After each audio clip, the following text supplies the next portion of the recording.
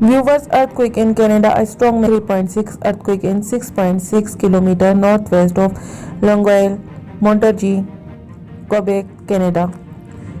Thursday, 17 March 2022 at 6:05 a.m. GMT 4 - 3 hours 37 minutes ago. The earthquake hit on Thursday, 17 March 2022 at a shallow depth of 10 km below the surface. Based on the seismic data, the quake was probably felt by many people in the area of the epicenter.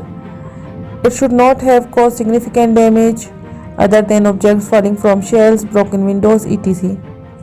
Please subscribe my channel, like and share. Thanks.